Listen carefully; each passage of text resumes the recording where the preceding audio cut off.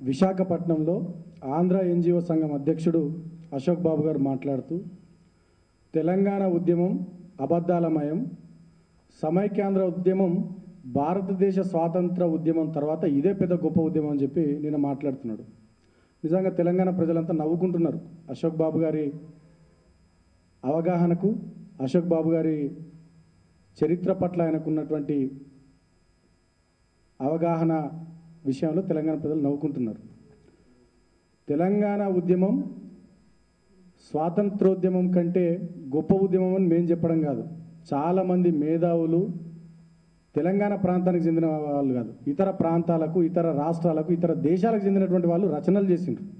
కావాలంటే ఆ రచన కాపీలను మీకు పంపిస్తాం అశోక్ బాబు గారు.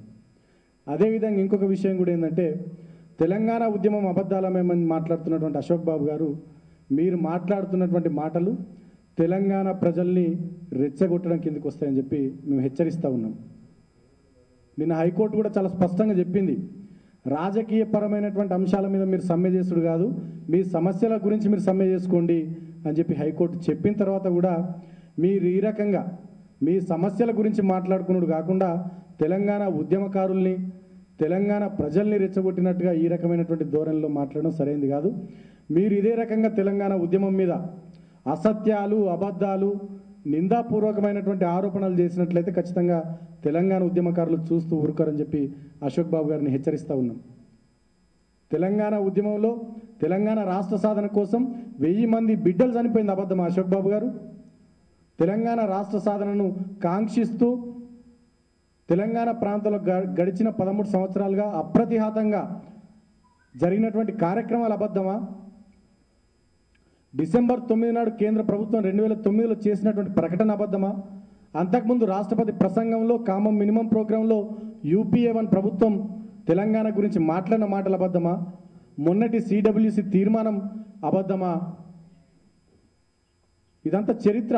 అశోక్ బాబు గారు ఏదో తెలంగాణ ఉద్యమానికి సంబంధించి, తెలంగాణ ప్రజలకు సంబంధించి ఇష్టం వచ్చినట్టుగా మాట్లాడితే నడిచిపోద్దని చెప్పి మాట్లాడడం సరైనది కాదు.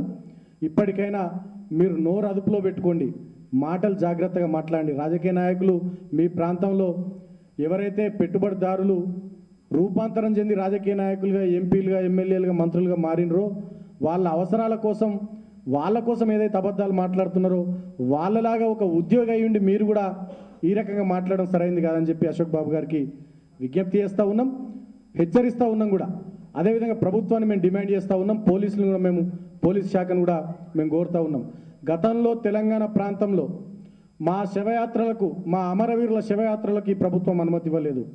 తెలంగాణ ప్రాంతంలో విద్యార్థులుగా మేము పాదయాత్రలు చేస్తామంటే, బస్సు యాత్రలు చేస్తామంటే మాకు ఈ ప్రభుత్వం అనుమతి ఇవ్వలేదు. మేము చివరికి సభలు పెట్టుకుంటామంటే కూడా మాకు ప్రభుత్వం అనుమతి ఇవ్వలేదు. మేము కోర్టులకు పోయి అనుమతులు తెచ్చుకోవాల్సినటువంటి పరిస్థితి వచ్చింది.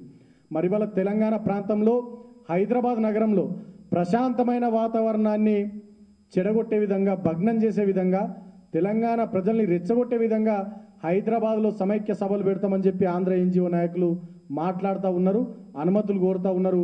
మేము ప్రభుత్వాన్ని కూడా కోరుతూ ఉన్నాం, పోలీస్ శాఖకు కూడా విజ్ఞప్తి చేస్తూ ఉన్నాం, ఎట్టి పరిస్థితుల్లో హైదరాబాద్లో సమైక్య సభలకు అనుమతులు ఇవ్వద్దు.